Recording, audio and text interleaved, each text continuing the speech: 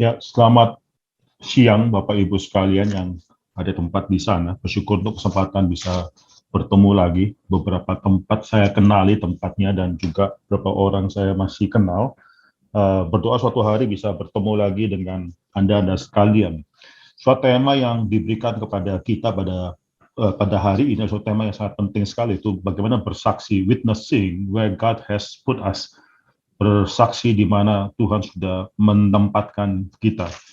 Saudara, kita mulai terlebih dahulu dengan doa. Mari kita tundukkan kepala dan kita berdoa bersama-sama.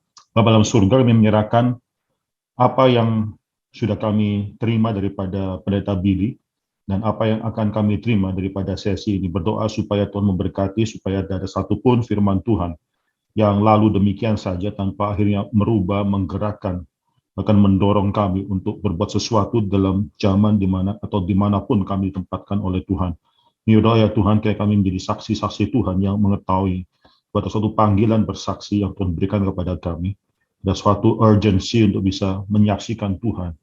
Ada suatu hal yang demikian penting yang Tuhan percayakan kepada kami, apapun siapapun kami, umur berapapun kami, ada panggilan Tuhan yang Tuhan berikan kepada kami ketika kami mengaku diri menjadi anak Tuhan. Kami serahkan satu hari ini dalam tangan Tuhan, kiranya dalam reformasi pada tahun ini, sekali lagi diingatkan atas panggilan kami untuk mencintai Tuhan. Kami serahkan semua, dalam nama Yesus Kristus kami berdoa dan mengucap syukur. Amin. Martin Luther memang melakukan ke-95 tesisnya pada tanggal 31 Oktober 1517, itu dikenal sebagai Hari Reformasi. Tapi kita harus ingat juga ada satu tanggal yang lain, 18 April 1521. Satu tanggal yang sangat penting sekali ketika Martin Luther diadili dalam pengadilan di Worms, di Jerman. Worms adalah suatu kota di Jerman, tapi lebih daripada itu, suatu kota daripada Holy Roman Empire. Itu kota yang penting, dan pada saat itu mereka tidak mau mengirimkan Martin Luther yang adalah orang Jerman pergi ke Vatikan, pergi ke Italia. Ya, mereka nasionalisme Jerman memang sedang bangkit pada saat itu, dan Tuhan menggunakan nasionalisme ini untuk akhirnya mengadili, ada pengadilan tersebut dilakukan di Jerman. 18 April 1521 adalah hari di mana Martin Luther terkenal mengeluarkan perkataan "Here I stand", di sini aku berdiri, aku sudah tidak bisa melakukan apa-apa lagi, aku berdiri, kiranya Tuhan memberkati atau menolong aku. Sudah tutup dengan kata amin. Here I stand sudah berkumandang cukup lama, dan hari tersebut, hari di mana ketika dia diminta untuk menarik semua perkataan-perkataan, pengajaran-pengajaran, buku-buku, dia menolak semua itu. Hari itu adalah hari di mana dia dideklar sebagai heretik, saudara, bidat. Jadi banyak orang yang menganggap tahun 1521, dan tahun ini kita merayakan 500 tahun tersebut, adalah tahun secara official terjadi perpecahan di dalam gereja Katolik Barat, bukan 1517 tapi 1521, yaitu perpecahan antara gereja Roma Katolik dan Protestan ini. Saudara, setelah hampir 500 tahun di awal abad yang ke-20, saudara, ya kira-kira sekitar 400-an tahun, saudara, itu pernah terjadi abad 20 awal, mungkin sekitar 1920-an, 1910, 1920-an, saudara, di Amerika khususnya. Ya, saudara mungkin lebih mengerti konteks daripada Eropa. Saya mungkin lebih mengerti sedikit konteks daripada Amerika, saudara, ya. Di Amerika 1920-an itu terjadi suatu perubahan yang sangat besar sekali. Saudara, 1920-an dipanggil sebagai terjadi suatu shift, suatu perubahan yang sangat-sangat mendalam, sangat profound sekali, di mana perubahan terjadi, perubahan American values, American attitudes, beliefs, semua itu berubah, saudara. Kalau sebelumnya, saudara, Orthodox Christianity itu sudah sustain berada di Amerika sekitar, bahkan mungkin daripada abad ke-17, Puritans yang datang daripada Inggris dan tiba di Mayflower, menggunakan kapal Mayflower, tiba di Amerika, saudara. Tapi sejak abad ke-17, setelah 3 abad berikutnya, nah, baru pada awal abad ke-20 ini terjadi suatu pergolakan yang besar. Kepercayaan kepada Alkitab ya menjadi suatu yang tadinya menjadi suatu fondasi dari begitu banyak apa yang ada dalam kehidupan bangsa ini, baik itu political, sosial, ekonomik, educational, segala sesuatu itu memang berlandaskan banyak sekali dengan prinsip-prinsip dalam firman Tuhan. Sekarang dipertanyakan pada awal abad ke-20 tersebut. Ada suatu spirit 1920-an, awal abad ke-20, ada suatu new spirit yang akhirnya ada di langit-langit, saudara. Itu sekarang yang mempengaruhi seluruh bangsa, saudara. Theological debate debat-debat theological antara kaum fundamentalis dan kaum modernis terjadi pada tahun-tahun ini. Itu ada, kita kenal sebagai the fundamentalist modernist debate, kaum fundamentalis dan orang-orang modernis yang sudah dipengaruhi oleh berbagai macam pola hidup yang berbeda, ya liberalisme yang sedang naik pada saat itu. Ya, itu pemikiran bagian dari Jerman masuk ke Amerika juga, dan bukan hanya liberalisme saja, tapi juga pergerakan atau pertumbuhan daripada ilmu pengetahuan, khususnya Darwinisme dan seterusnya, itu merubah cara berpikir orang, dan terjadilah ini mereka menganggap modernis. Mengapa dipanggil sebagai modernis? Mereka adalah orang-orang Kristen yang modern, yang berbeda dengan orang-orang Kristen yang fundamentalis tersebut, saudara. Saudara, banyak sekali, saudara, pada satu revolusi yang terjadi dalam cara berpikir, bahkan religious diversity itu mulai kelihatan, etnik dan juga culture heterogeni itu sudah kelihatan di bangsa ini. Saudara, secular humanism, hedonism, dan seterusnya itu mulai muncul di awal-awal abad ke-20 ini, yang mulai menggeser value-value daripada tadinya Protestan. Orang-orang Puritan adalah orang-orang reform, mereka yang meletakkan dasar bernegara. Mereka yang akhirnya pertama lah yang mendirikan universitas di Amerika, Harvard University itu didirikan oleh orang-orang reform, orang-orang Puritan. Yale didirikan juga oleh orang-orang reform di Connecticut, saudara. Itu saudara bisa melihat, saudara, demikian banyak universitas pertama di Amerika, di benua Amerika Utara, di seluruh benua Amerika dimulai oleh orang-orang reform. Tapi semua ini mulai digeserkan pada permulaan abad yang ke-20 ini, saudara. Pada akhir abad ke-1920, jadi by the end of the decades, pada saat itu, saudara, seorang yang namanya Joseph Wood Crutch pernah mengatakan, sekarang sudah tidak lagi ada fondasi atau otoritas atas ide, baik itu ide yang benar atau yang salah, itu tidak ada satu lagi, ada fondasi semacam demikian. Sekali lagi, saudara, secular humanism, hedonism itu sekarang sudah marak di dalam pemikiran daripada Amerika pada saat itu, saudara. So, ada yang mengatakan bahwa Calvinisme ini yang mengakibatkan semua hal ini. Calvinisme khususnya dua pemikiran yang sangat kuat sekali dalam Calvinisme. Yang pertama adalah predestinasi, dan yang kedua adalah work ethics atau kapitalisme yang dihasilkan daripada Calvinisme ini. Itu kedua ideologi yang sangat-sangat bertentangan dengan pemikiran-pemikiran orang-orang modern. Tetapi saudara, pada kurun waktu sekitar akhir abad ke-19, awal abad ke-20, Calvinisme itu masih menarik banyak sekali orang menjadi pemeluk pemikiran, bukan cuma Kristen saja, tapi pemikiran teologi daripada Calvinisme ini. Jadi, kalau dikatakan teologi daripada Calvinisme yang menyebabkan hal ini, mungkin belum tentu itu alasannya, saudara. So, ada force lain yang sedang ada pada saat itu yang tidak bisa disangkal juga, saudara. Yang saya juga katakan, saudara, ada suatu scientific achievements, doctrines yang mulai marak pada saat itu, yaitu Darwinisme. Darwinisme ini bukan hanya bicara mengenai evolusi saja. Darwinisme ini bahkan salah satu, itu bukan. Jadi jangan samakan Darwinisme dengan evolusi, saudara. Darwinisme adalah salah satu subset daripada teori evolusi. Tapi bukan itu saja, Darwinisme mencoba untuk menjelaskan segala keanekaragaman spesies, flora, dan fauna, whatever. Itu sebagai suatu kemampuan daripada spesies tersebut di dalam menanggapi perubahan-perubahan, beradaptasi dapat perubahan-perubahan daripada alam. Jadi Darwinisme mencoba untuk menjelaskan semua keanekaragaman ini dengan mengesampingkan, yaitu Tuhan yang merencanakan, desain, dan seterusnya. Tidak, itu sangat mekanistik sekali. Alam berubah, siapa yang bisa survive dari perubahan alam tersebut, itulah yang akan akhirnya menjadi yang paling bisa adaptable, itu yang akhirnya akan survive dan membentuk keanekaragaman yang ada pada saat ini. Satu spesies bisa saja memiliki satu kelainan.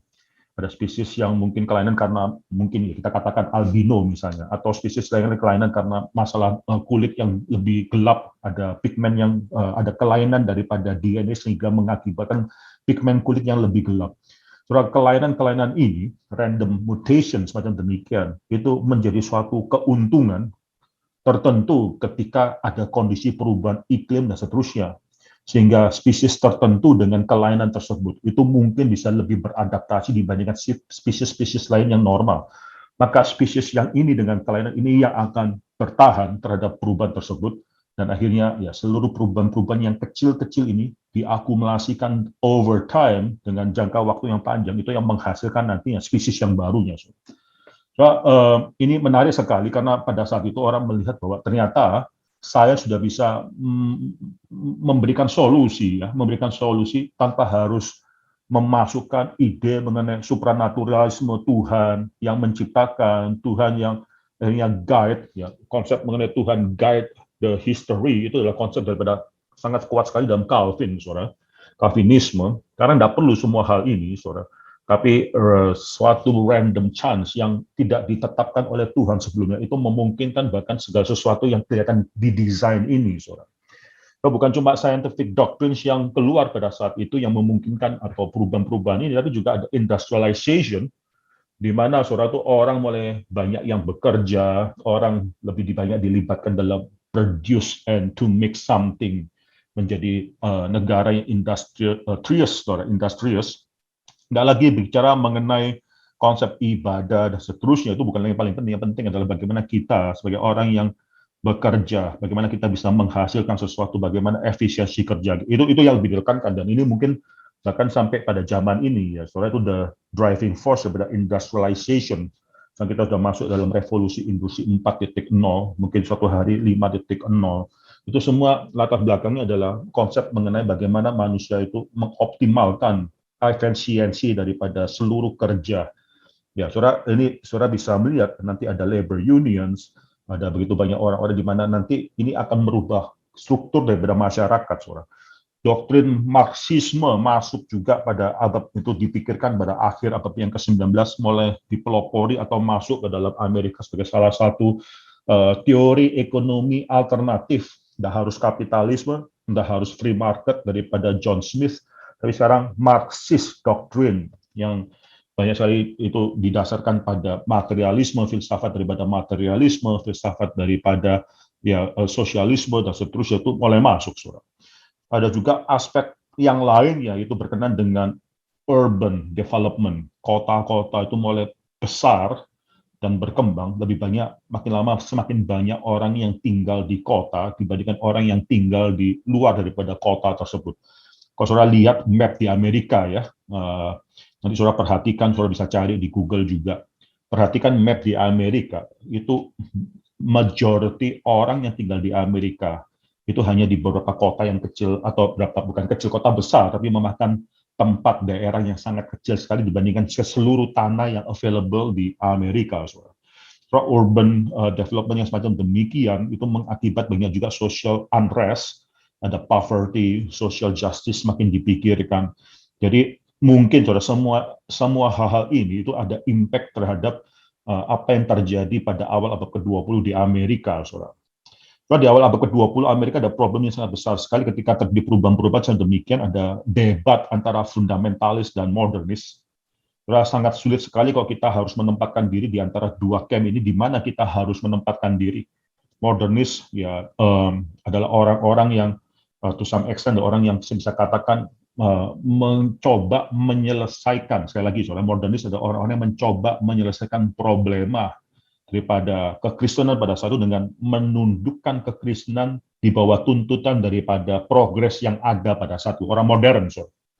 Misalnya apa? Orang-orang modern, salah satu contohnya ya itu liberal, ajarannya adalah liberal theology, yang akhirnya mengajarkan pada kita bahwa apa yang ada di Alkitab ini bukan bicara mengenai kebenaran, ini hanyalah gaya bahasa saja. So. Gaya bahasa apa? Misalnya kalau kita bicara mengenai Kristus lahir dari anak darah Maria, tidak mungkin kan sains membuktikan hal ini terjadi. Mana mungkin orang yang tidak pernah berhubungan seksual terus akhirnya melahirkan seorang anak. Ya ini suatu hal yang tidak mungkin bisa diverifikasi. Mereka demand daripada progres pada saat itu. Orang tidak boleh terus berpikir dan terkukung kepada masalah-masalah hal-hal yang ya itu mungkin dari otoritas firman Tuhan, daripada mungkin tradisi dan seterusnya. Itu kita harus bisa memikirkan dan mempertanggungjawabkan segala perkataan atau statement klaim. Kalau Alkitab mengatakan bahwa Yesus lahir dari anak darah Maria, kalau tidak bisa dijelaskan secara saintifik, ya udah cari alternatif yang lain. Ya. Yaitu itu cuma gaya bahasa saja. Gaya bahasa menunjukkan bahwa Yesus itu demikian berbeda dengan semua umat manusia yang lainnya. Semua lahir normal, tapi Yesus ini lahir daripada anak darah Maria. Atau kalau sudah katakan ada suatu statement dari Alkitab juga bahwa Yesus bangkit daripada kematian, itu kan tidak mungkin bisa dibuktikan secara saintifik. Demand daripada progres sains khususnya, demand daripada sains membuat akhirnya kekristenan harus tunduk di bawah progres tersebut, di bawah demand tersebut, sehingga perkataan bahwa Yesus lahir dari Yesus bangkit dari antara orang mati itu gaya bahasa. Ya itu tidak salah selama kita mengingat bahwa kalimat itu adalah kalimat gaya bahasa saja.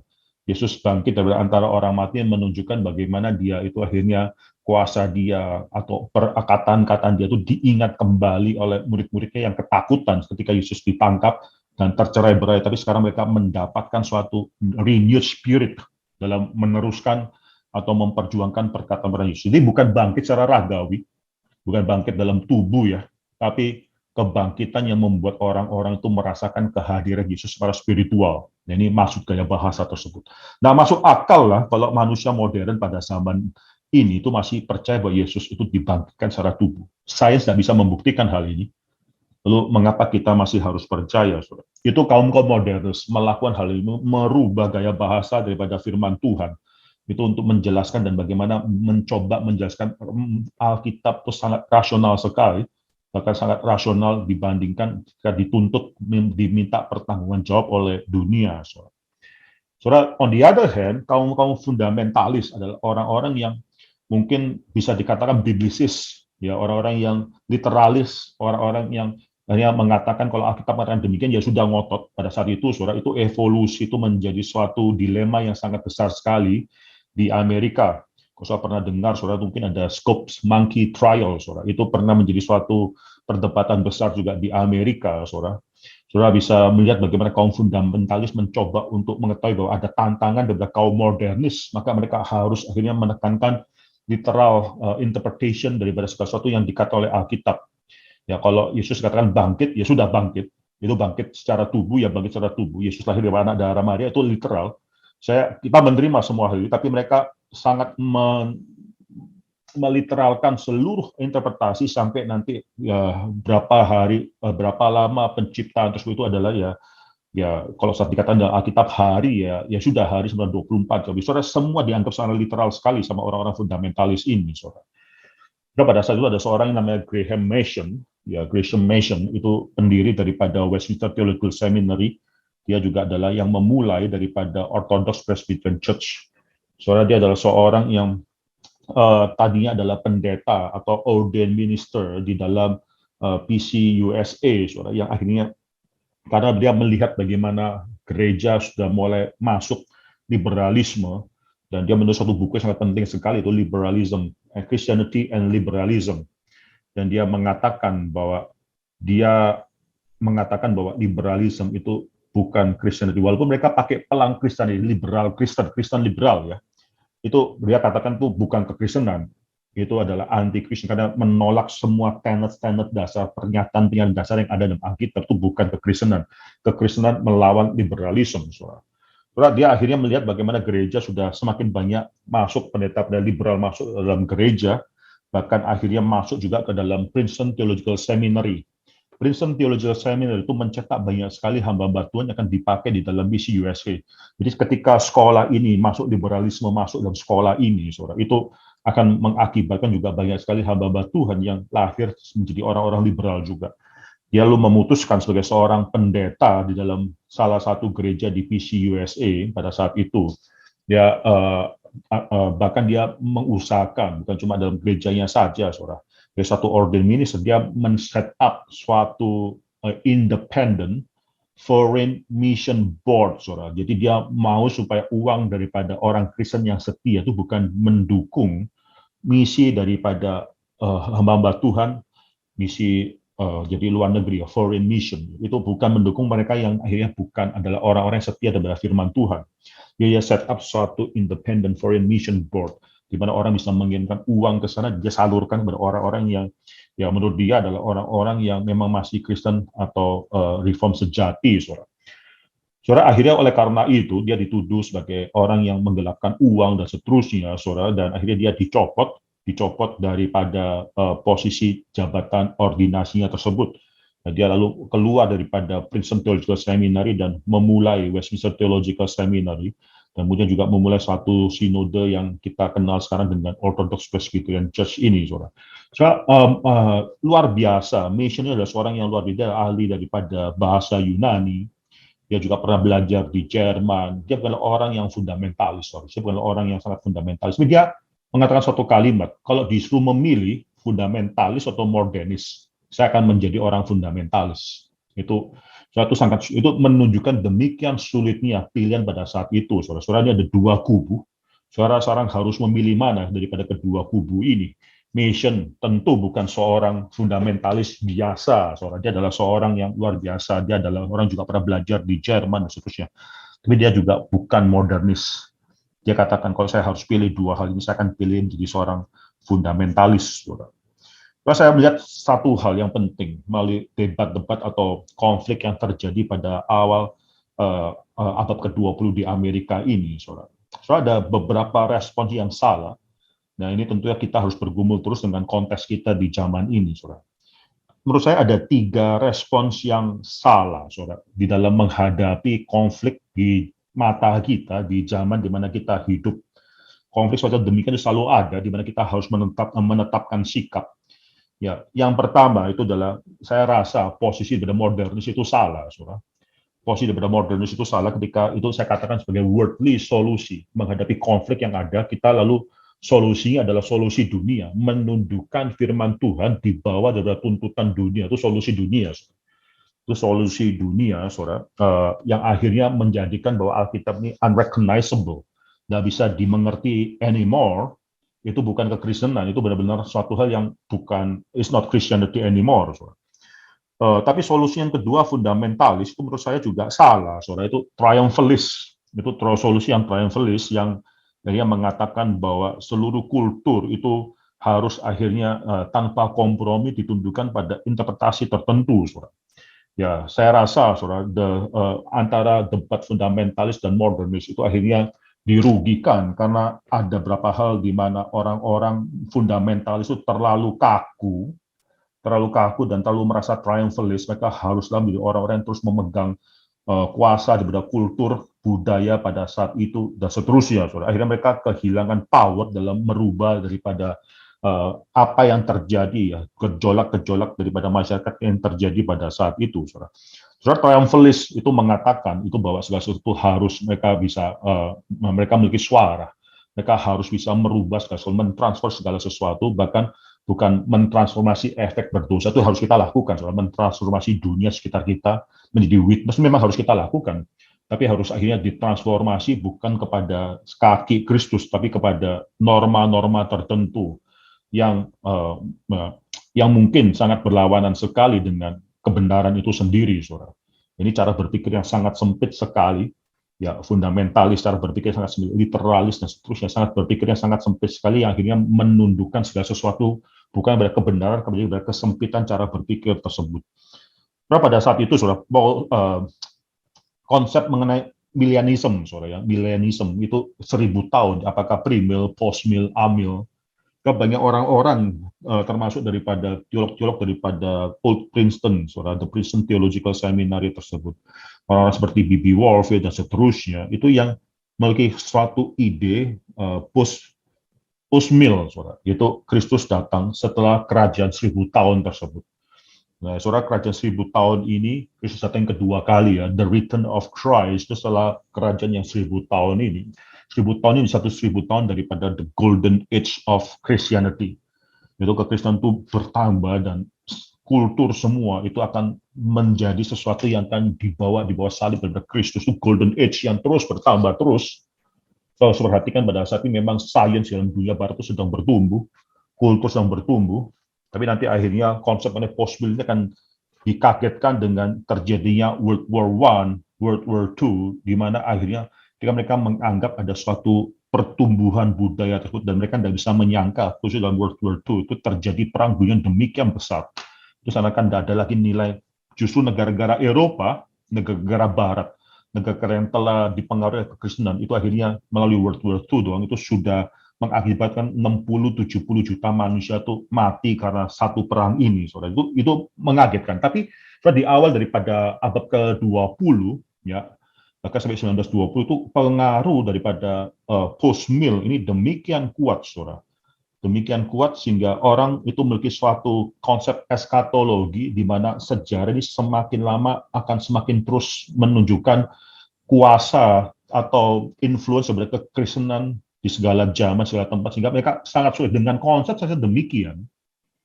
Itu sangat sulit menerima ada kesulitan atau ada kemungkinan ruang gerak bagi pluralisme idea daripada society dan seterusnya. So, itu mereka akhirnya melihat ada suatu konsep triumphalism yang ada di dalam konsep daripada post-mill ini, saudara. Ini kita harus hindari, kita harus hati-hati, saudara. Kita memang dipanggil untuk menjadi garam dan terang dunia, untuk bersaksi. Tapi kita bukan dipanggil untuk akhirnya menjadikan atau menundukkan segala kultur sekitar kita dengan ide kita tertentu mengenai kekristenan. Itu yang berbahaya, saudara. Yaitu nanti kalau ide tersebut adalah suatu ide yang salah, ya sudah kita akan berespon salah terhadap budaya atau terhadap gejolak budaya di sekitar kita. Respon ketiga yang salah menurut saya itu adalah monastic solution, solusi monastik. Atau ya dari kata monastery, dari kata biara, solusi monastik ini adalah solusi solid. Banyak sekali orang Kristen yang lalu akhirnya menarik diri. Ya terjadi begitu banyak kesulitan di dalam society, lalu mereka akhirnya hanya menarik diri daripada society, saudara. Ya, termasuk di dalamnya, saudara, ketika terjadi misalnya konflik antara iman Kristen dan ilmu pengetahuan, itu mereka bukan terjun untuk berdialog, bukan terjun untuk akhirnya engage terhadap konflik tersebut, terhadap mungkin ilmu pengetahuan untuk menyatakan bagaimana iman Kristen harus bersaksi. Tidak, mereka menarik diri, saudara.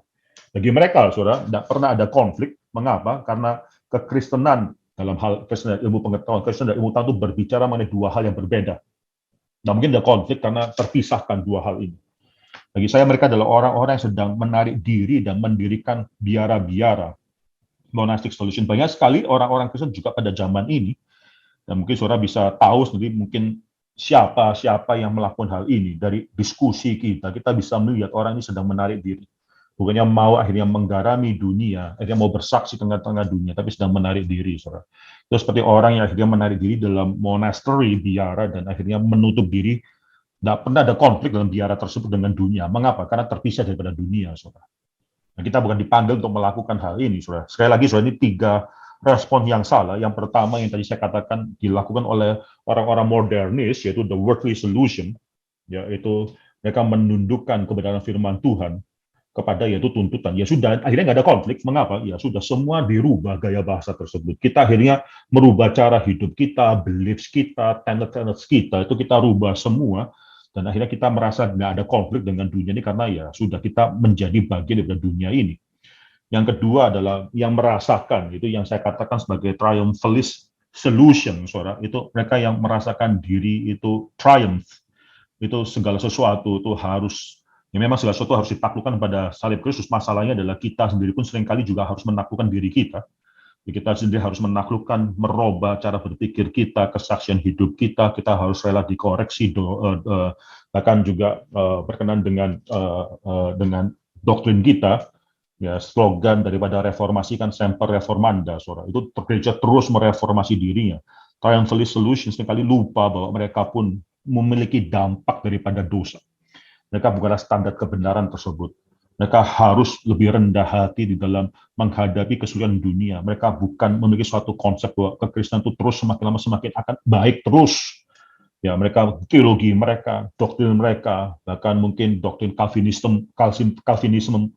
Calvinistik mereka itu yang akan membuat mereka akan terus-menerus mereka jawaban satu-satunya bagi konflik dalam dunia ini. Dan, respon ketiga yang bagi saya salah adalah monastic solution tersebut, di mana kita orang Kristen gereja menarik diri daripada segala kemungkinan atau segala kemudian konflik. Ya, bergesekan itu susah, lebih baik menarik diri. Ya, ini adalah monastery atau monastic solution. Kita tidak menerjunkan diri di dalam peradaban atau dalam masyarakat sekitar kita, saudara. Baik, saudara, kalau kita perhatikan, mari kita kembali dalam tema ini, witnessing where God has put us, tema yang besar. Maka saya akan membagi tema ini dalam 5 aspek yang penting, saudara. 5 aspek yang penting yang menggambarkan bagaimana kita harus bergumul. Tema ini membawa kita masuk dalam pergumulan 5 aspek ini. Yang pertama, saudara, ketika kita bicara mengenai God has put us, witnessing where God has put us, maka kita harus melihat satu ayat yang penting. Mari kita buka Matius pasal yang ke-10. Matius pasal yang ke-10 ayat yang ke-16. Ya, kita buka Matius pasal yang ke-10 ayat yang ke-16. Saya akan bacakan bagi Bapak Ibu sekalian. Lihat, aku mengutus kamu seperti domba ke tengah-tengah serigala. So, ini kalimat yang sangat mengagetkan sekali, saudara. Ya, ketika kita bicara mengenai God has put us, kita bukan sedang bicara mengenai witnessing where we are. Ya, ini tema yang sangat penting sekali. Ini witnessing where God has put us. Tuhan yang menempatkan. Dan Tuhan yang menempatkan kita adalah Tuhan yang akhirnya itu mengutus kita. Dan luar biasa utusan Tuhan ini, Patung pernah mengatakan satu kalimat, saudara. Tuhan yang mengutus kita adalah utusan Tuhan, ini adalah utusan yang demikian kejam. Karena Tuhan mengutus kita bukan tempat yang enak, Tuhan mengutus kita justru ke tengah-tengah serigala. Kalau kita adalah domba Tuhan, ya sudah, ini adalah kalimat untuk kita semua. Tuhan mengutus kita seperti domba ke tengah-tengah serigala, saudara. Itu hal yang sangat penting sekali, dan saya percaya hidup di Eropa itu bukan suatu hidup yang enak, ya. Ya, saya tahu ada tantangan-tantangan. Hidup dalam dunia barat pada saat ini juga menjadi suatu tantangan. Tantangan bagaimana bersaksi dengan bijaksana. Tapi sebelum kita berpikir mengenai bagaimana bersaksi, saudara, kita harus tahu bahwa Tuhan menempatkan kita, Tuhan yang berdaulat, Tuhan yang mengutus kita. Dan ketika Tuhan mengutus kita, itu Tuhan mengutus kita bahkan ke tempat yang sulit. Saudara, kita dipanggil untuk bersaksi di mana Tuhan itu memiliki kehendak bagi kita, saudara. Ini kalimat God has put us, itu berarti ada suatu intention, ada suatu mungkin reason, alasan, goal, tujuan, mengapa Tuhan menempatkan kita di sana. Ini di sini sekali lagi, so kita dipanggil untuk bersaksi di mana kehendak Tuhan itu harus dinyatakan, di mana kehendak Tuhan itu mengirim kita. Saudara, maka di sini, saudara, ini bukan inisiatif kita untuk mau bersaksi, enggak, ini adalah inisiatif Tuhan untuk menjadikan kita saksi, di mana kita ditempatkan oleh Tuhan. Ya, saudara harus ingat satu hal, ya, kita dikirim itu seperti domba kirim tengah-tengah serigala.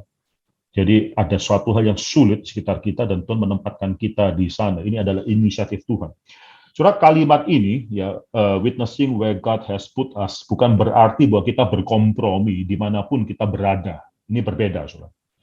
Ya, ini bukan berarti bahwa kita sedang berkompromi. Kalau saudara perhatikan, saudara, orang Israel dalam kitab Keluaran itu berkali-kali Tuhan katakan melalui Firaun kepada melalui Musa kepada Firaun, ya. Let my people go. Ada satu ayat, ada 8 kali kalau saya perhatikan dalam kitab Keluaran tersebut ada 8 kali Tuhan berkata kepada Firaun melalui Musa, let my people go. Ada 1 kali itu yang Tuhan katakan, satu di antara 8 kali tersebut, let my son go, biarkan anakku itu pergi. Soalnya pertanyaan sekarang adalah mengapa harus pergi, mengapa harus keluar daripada tanah Mesir? Bukankah Tuhan itu adalah Tuhan yang omnipresent, ada di mana-mana, saudara? Tadi sudah dikatakan oleh pendeta Billy, ya, konsep omnipresent ini harus kita ralat juga.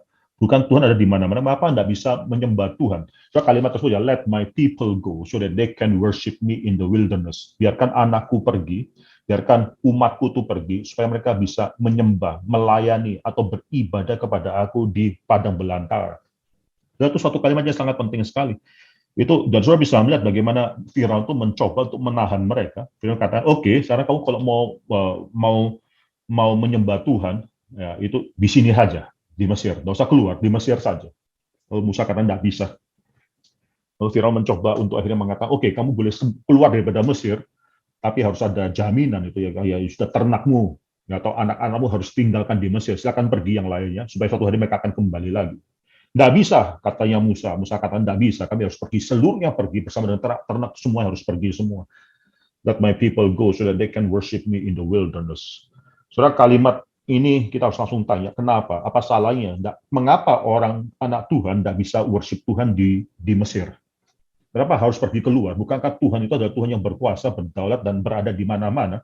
Mengapa anak Tuhan itu harus pergi keluar ke wilderness untuk akhirnya menyembah Tuhan? Kenapa tidak bisa menyembah Tuhan di Mesir? Saudara, bagi saya, saudara, ini bukan suatu separation daripada geografis Mesir kah, atau wilderness kah, atau tanah kanan. Enggak, memang Tuhan ada di mana-mana. Tapi di sini adalah satu konsep yang membuat kita harus mengerti bahwa menyembah Tuhan itu tidak bisa dengan suatu hati yang bercabang. Tuhan tidak bisa disembah di Mesir, di tengah-tengah segala bangsa yang menyembah idolatries, tengah-tengah segala bangsa yang memiliki plural atau politeisme, saudara, dewa atau Tuhan yang demikian banyak. Yaitu orang-orang Israel pun itu sudah demikian lama ada di sana. Mungkin bagi mereka itu Yahweh hanya satu di antara begitu banyak, sudah mulai tercampur. Tuhan harus membawa mereka keluar untuk sekali lagi mengubah bangsa ini. Let my people go so that they can worship in the wilderness. Itu bukan masalah lokasi. Saudara bukan diminta oleh Tuhan untuk pergi ke tempat yang secluded supaya saudara nanti bisa menyembah Tuhan. Tidak. Saudara diminta untuk serang menetapkan hati, walaupun saudara ada tempat bangsa yang sekuler. Tapi saudara tidak bisa sambil akhirnya menikmati bangsa itu, menikmati society tersebut, menikmati cara hidup mereka sambil menyembah Tuhan, itu tidak mungkin bisa terjadi, saudara. Ini harus ada suatu bukan geographical separation yang penting, tapi suatu separation hati yang terlebih dahulu. Witnessing where God has put us itu adalah yang pertama, bukan berarti sekali lagi, saudara, bukan berarti kompromi dengan dunia where we are, tapi itu adalah masalah hati yang justru tidak mau kompromi. Itu saudara harus sadar, dunia sekitarmu adalah dunia yang jahat. Dunia sekitarmu adalah dunia yang melawan firman Tuhan. Dunia sekitarmu itu saudara bukan hidup di surga. Ya, itu hidup di mana orang-orang yang sudah menundukkan hati mereka di bawah kehendak daripada Bapa. Yang kedua kita perhatikan, saudara. Witnessing where God has put us. Saya akan menggarisbawahi kata witnessing ini adalah suatu panggilan kita sebagai orang Kristen. Tidak ada satu orang Kristen pun yang tidak dipanggil untuk bersaksi, itu tidak ada. Tuhan bukan menjadikan kita Kristen tanpa tujuan. Tuhan melakukan segala sesuatu dengan tujuan. Tuhan menciptakan dengan tujuan. Tuhan menyelamatkan kita juga dengan tujuan. Tuhan menjadikan, mengadopsi kita juga dengan tujuan, supaya namanya lebih dipermuliakan di antara orang-orang sekitar kita melalui kita. Witnessing adalah suatu panggilan daripada orang Kristen. Saudara, dengan kata witnessing tersebut, langsung implisit di dalam kata tersebut adalah suatu fallenness, suatu keberdosaan yang sudah diasumsikan. Saudara, bukan witness di tengah-tengah masyarakat yang semua sudah mengenal Tuhan. Tidak, justru witnessing adalah suatu yang demikian penting di mana saudara berada pada saat ini, karena saudara dipanggil untuk witness di tengah-tengah orang-orang yang sedang melawan Tuhan. Saudara, ini panggilan yang sangat penting bagi kita semua, karena kita mengasumsikan dari title, dari tema, dari kata yang pertama, tema pada hari ini itu berarti bahwa kita berada di tengah-tengah bangsa yang sudah jatuh dalam dosa. Witnessing di tengah-tengah keberdosaan itu satu yang harus diasumsikan, saudara. Kalau tidak ada fallenness, kalau tidak ada keberdosaan, saudara, tidak perlu ada witnessing. Di surga nanti saudara tidak witness, mencoba mempertobatkan orang supaya lebih percaya Tuhan. Tidak perlu, itu tidak perlu dilakukan, karena semua orang, baik besar maupun kecil, tua maupun muda, laki maupun perempuan, semua mengetahui Tuhan dan mengetahui firman Tuhan. Saudara, di sini maka yang ketiga kita bicara mengenai witnessing, bicara mengenai fallenness, kita bicara mengenai pluralism, saudara. Saudara hidup dalam satu zaman di mana perbedaan itu satu hal yang norm dalam setiap hari. Kalau dahulu 100 tahun, 200 tahun yang lalu, untuk mencari yang berbeda dengan kita, itu harus travel ke tempat yang demikian jauh. Saudara, kalau mau mencari orang yang berbeda dengan kultur kita, dengan mungkin doktrin kita, ya itu saudara harus pergi ke tempat yang jauh, ya jadi missionary dan seterusnya, saudara. Tapi pada saat ini, saudara-saudara tinggal lihat aja orang-orang sekitar kita pun sudah beda. Dalam gereja pun terjadi pluralisme, ya ada dari bangsa yang berbeda-beda dikumpulkan dalam satu gereja. Saudara lihat tempat di mana saudara tinggal, di mungkin dormitory, di apartemen atau di kompleks perumahan atau whatever it is, saudara bisa melihat tetanggamu adalah orang yang berbeda dengan kau. Itu saya di Amerika, saudara. Itu dalam kompleks rumah saya itu nggak homogenius, saudara. Itu heterogen sekali. Dan itu ada komunitas, ada orang India, Pakistan, ada orang dari tempat-tempat yang berbeda-beda. Kultur Korea, Chinese, Amerika. Wah, itu semua kayak blend jadi satu komunitas, saudara. Dan anak-anak kami akhirnya berteman atau ya menjalin hubungan satu dengan yang lainnya. Saya itu ada baiknya, saudara. Ada suatu pluralisme. Tuhan memberikan pada kita kemudian bisa melihat keanekaragaman, diversity, saudara, demikian itu suatu yang baik. Tetapi, saudara, jangan lupa bahwa itu juga menunjukkan pluralisme dalam melawan Tuhan. Banyak sekali pluralisme, itu akhirnya juga adalah pluralisme di dalam epistemologi yang melawan Tuhan. Itu kita harus sadar juga. Bukan segala keanekaragaman itu baik. Ya, keanekaragaman yang diciptakan oleh Tuhan itu baik. Keanekaragaman karena hasil daripada dosa itu adalah suatu hal yang harus disesalkan, saudara. Dan keanekaragamannya suatu keanekaragaman, salah satu adalah epistemologi. Dan kalau saya perhatikan dalam, coba kita buka ya, Kejadian, coba kita buka kitab Kejadian. Kejatuhan manusia, Plantil pernah mengatakan kejatuhan manusia adalah kejatuhan daripada epistemologi terlebih dahulu, saudara. Perhatikan yang dikatakan oleh ular ini, Tuhan berkata kepada Adam, Kejadian pasal 2, 16-17, ular memberikan interpretasi yang lain, terjadi pluralisme of epistemology. Ayat yang pertama, tentulah Allah berfirman, semua pohon dalam taman ini jangan kamu makan buahnya. Bukan, ini membalikkan firman daripada Tuhan. Tuhan mengatakan silakan makan semua kecuali satu pohon ini. Misalnya ular sengaja membalikkan perkataan ini menawarkan epistemologi yang lain kepada perempuan tersebut.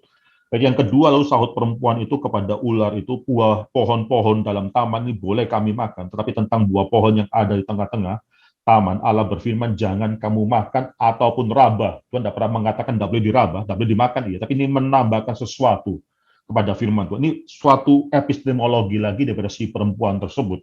Nanti kamu akan mati. Lalu ayat keempat, ular itu berkata kepada perempuan, sekali-sekali kamu tidak akan mati. Pluralisme daripada epistemologi. Tuhan katakan, kau kalau makan, kau akan mati.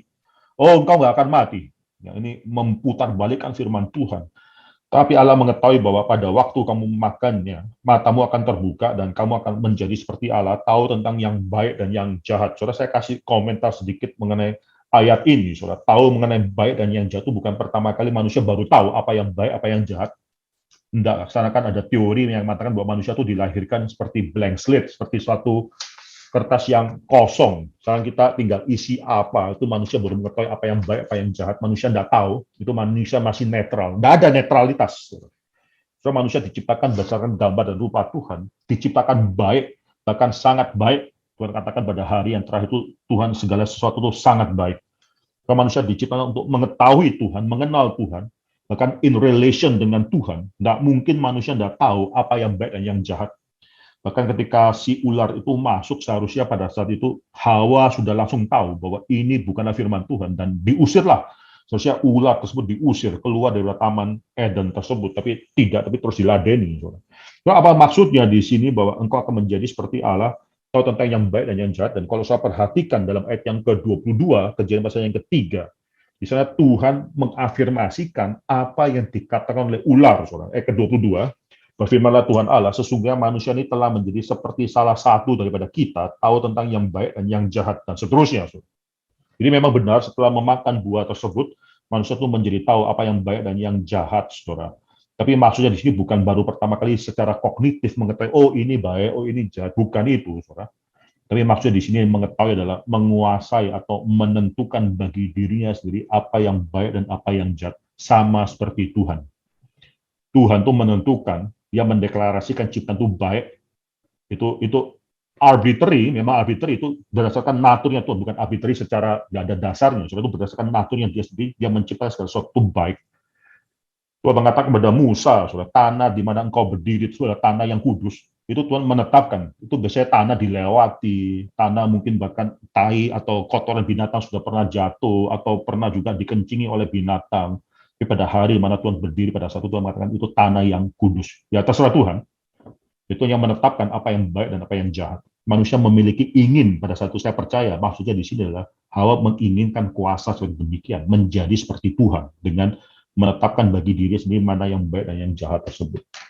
Kita bisa melihat di sini, suara ini pluralitas daripada epistemologi terjadi dalam Taman Eden, kejatuhan manusia dalam dosa adalah kejatuhan karena memberikan ruangan bagi pluralitas epistemologi tersebut. Sekali lagi, saudara, saya tidak anti diversitas, ya diversitas of ideas itu tidak ada salahnya. Tapi ketika diversitas tersebut adalah atas pengertian firman Tuhan, atas kekudusan Tuhan, atas natur daripada Tuhan, atas kehendak Tuhan, itulah dosa, saudara.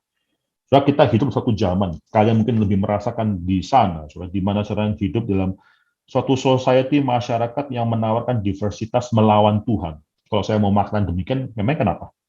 Kalau bagi saya Alkitab mengatakan demikian, same-sex marriage. Kalau bagi saya Alkitab menyetujui kalimat tersebut, kalian mau apa? Nah, saudara, kita melihat ada diversitas ide dalam hal ini. Saudara. Ini bukan cuma diversitas daripada epistemologi, ya ini akan menghasilkan relativisme, saudara.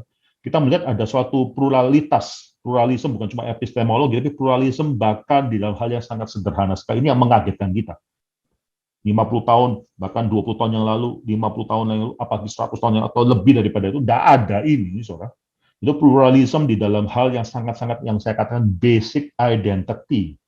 Tadinya tidak ada pertanyaan. Sekarang laki, perempuan, itu dipertanyakan. Saudara.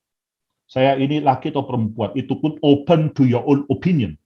Bagi saya ini adalah suatu pluralisme yang dasarnya adalah hedonisme, mencintai diri sendiri. Menjadikan diri sendiri standar dalam mengukur segala sesuatu, saudara. Kita melihat akhirnya ya sudah, ya dalam hal ini ya saya menentukan bagi diri saya sendiri apa yang saya sukai, itu melayani diri, saudara. Soal ini suatu hal yang kita tolak, saudara.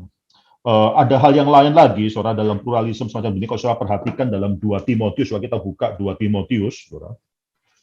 2 Timotius pasal yang ketiga, maaf. 2 Timotius pasal yang ketiga, saudara bisa melihat dalam ayat yang pertama, ayat yang kedua. Ya, ayat pertama yang kedua. Ketahuilah bahwa pada hari-hari terakhir akan datang masa yang sukar. Kita ini di hari-hari yang terakhir, kita ini harus tahu bahwa kita hidup dalam masa yang sukar. Manusia akan mencintai dirinya, manusia akan mencintai dirinya sendiri dan menjadi hamba uang. Manusia akan mencintai diri. Sekarang pluralisme daripada epistemologi, bahkan pluralisme daripada saya katakan hedonisme tersebut itu adalah karena mencintai diri, melayani diri. Kalau saya mau jadi laki, walaupun saya secara lahiriah dilahirkan sebagai perempuan, biological sex saya adalah perempuan, tapi kalau saya merasakan gender saya laki, atau kalau saya merasa gender saya perempuan, walaupun biological sex saya adalah laki-laki, yaitu ya kamu tidak boleh melanggar hakku untuk melayani diriku sendiri, saudara. Ini pada zaman akhir manusia akan mencintai dirinya sendiri.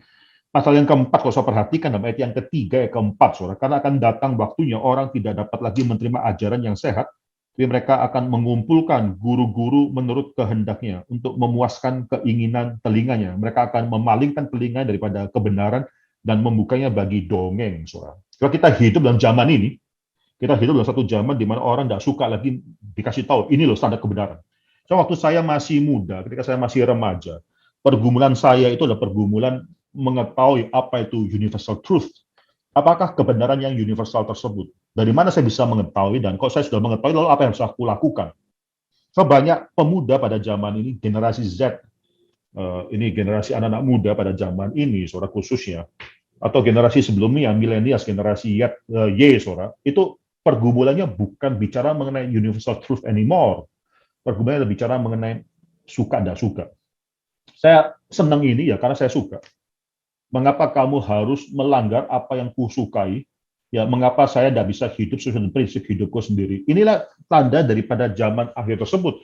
Pada akan datang waktunya, 2 Timotius pasal 4 yang ketiga, orang tidak dapat lagi menerima ajaran yang sehat. Tidak ada ajaran yang sehat, tidak ada.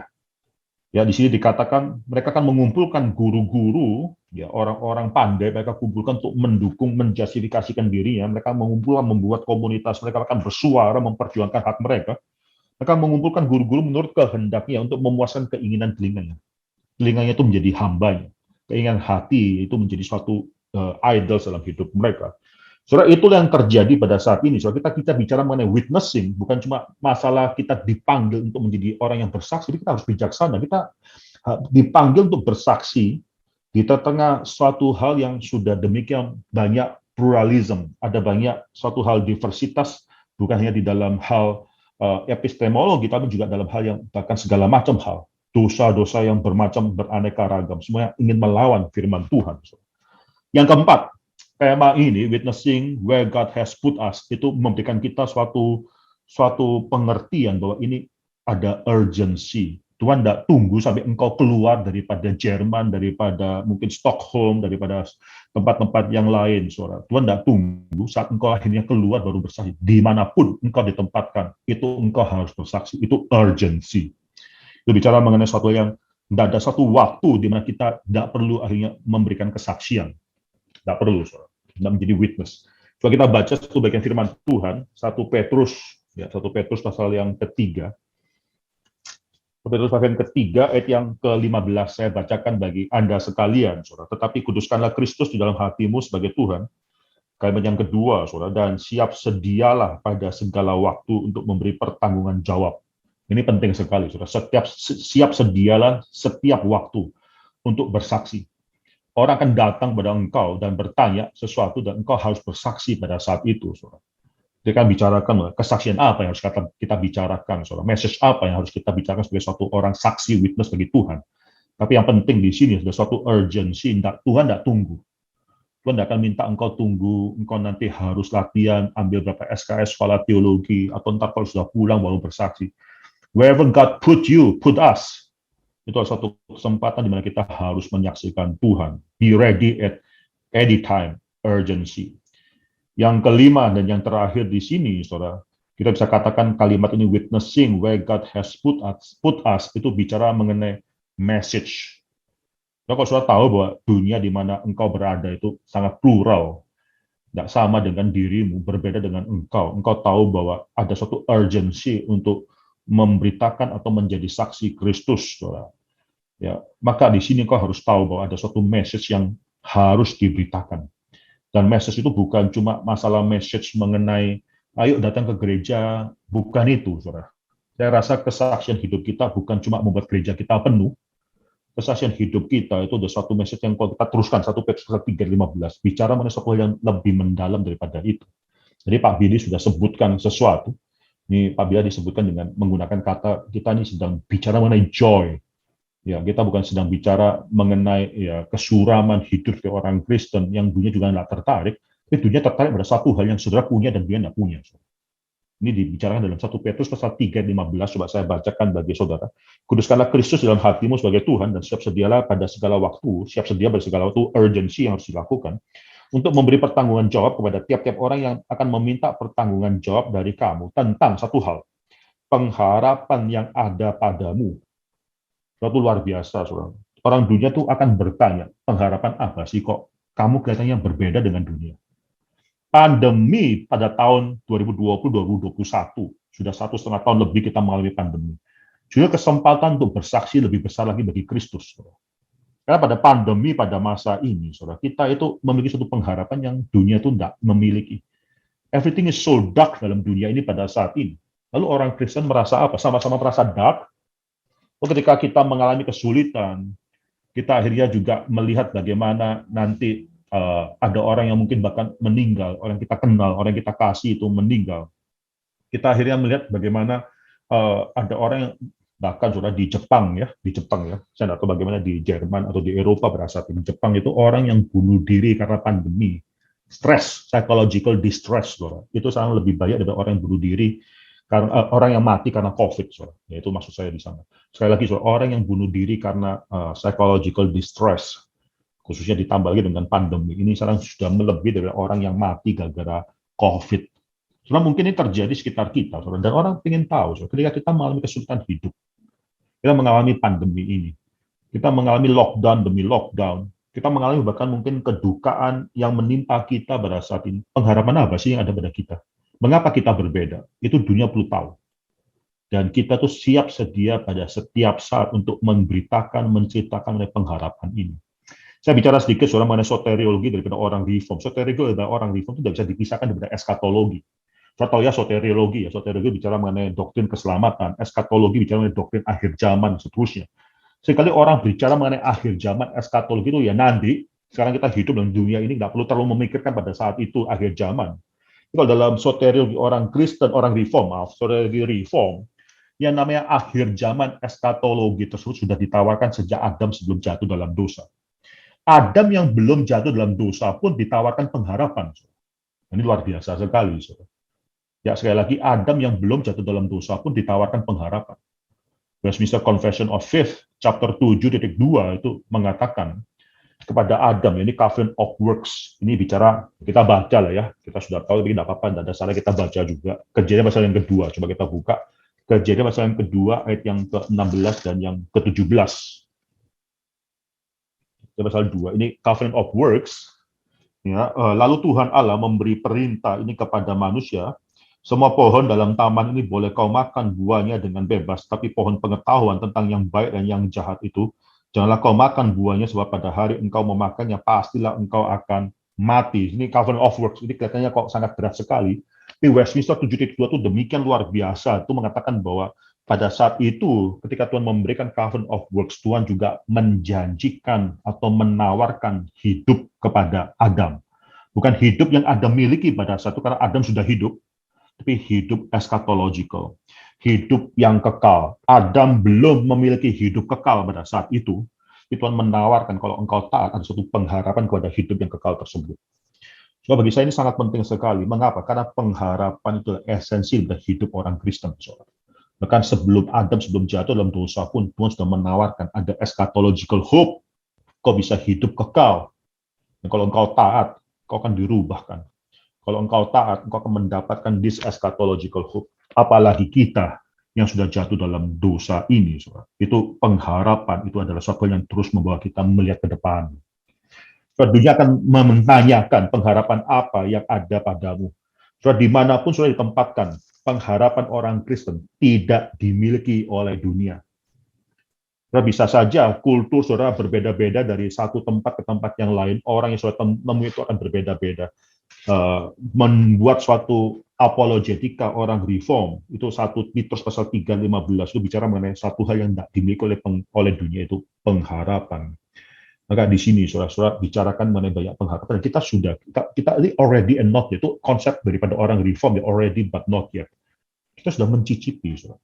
Kita sudah mendapatkan langit dan bumi yang baru tersebut. Itu bukan eskatologi yang nanti. Kita sudah menghidupinya. Ada joy bukan karena kita adalah orang-orang yang disenangkan dengan pekerjaan kita, dengan apa yang Tuhan berikan pada kita. Enggak. Berkat Tuhan yang terbesar bagi hidup kita pada saat ini adalah kita sudah mencicipi langit dan bumi yang baru tersebut. Itu belum terjadi, belum digenapi secara penuh langit dan bumi yang baru tersebut, tapi kita sudah mulai mencicipi. Kalau misalnya nggak ada waktu untuk bicara mengenai hal ini, tapi kebangkitan itu bicara mengenai already dan not yet. Kita sudah dibangkitkan dan kita belum dibangkitkan. Kita sudah dibangkitkan, kita sudah mencicipi bagaimana kita adalah the new creation, ciptaan yang baru. Kita sudah dibangkitkan. Kalau kita sudah dibangkitkan untuk mendapatkan keselamatan, tapi kita masih menantikan kebangkitan tubuh kita. Already but not yet. Ketika Kristus yang kedua kali itu inaugurasi daripada langit dan bumi yang baru tersebut. Dan kita melalui tubuh kebangkitan tersebut itu akan menikmati keseluruhan tersebut. Tapi satu hal yang penting, tidak ada satupun janji Tuhan yang Tuhan berikan kepada kita yang kita belum cicipi. Walaupun belum digenapi, tapi kita pasti sudah mencicipi.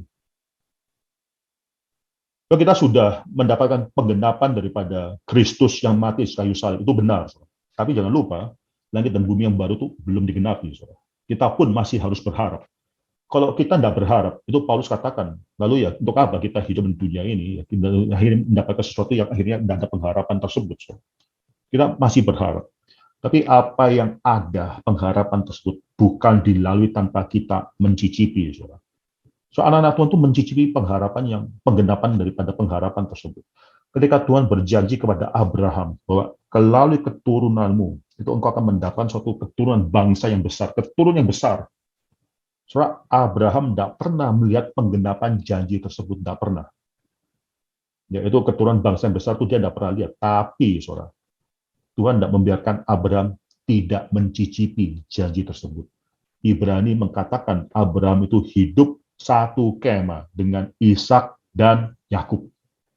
Abraham melihat janji Tuhan dinyatakan. Suatu bangsa yang besar, Ishak sudah nyata. Istrinya yang mandul tersebut sudah melahirkan anak, yaitu Ishak dan Yakub, dan dia mulai mencicipi janji Tuhan walaupun belum semuanya, saudara. Kita bersyukur untuk semua hal ini, saudara. Saya kalau boleh menambahkan satu poin, saudara.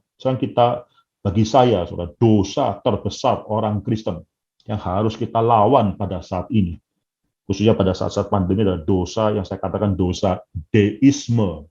Nanti saudara, sekularisme, relativisme, semuanya, ateisme, itu semua akarnya daripada dosa deisme ini. Saudara. Dosa deisme dimulai daripada, mungkin bisa saya katakan deisme, konsep deisme salah satu juga adalah dari seorang teolog, orang Kristen juga.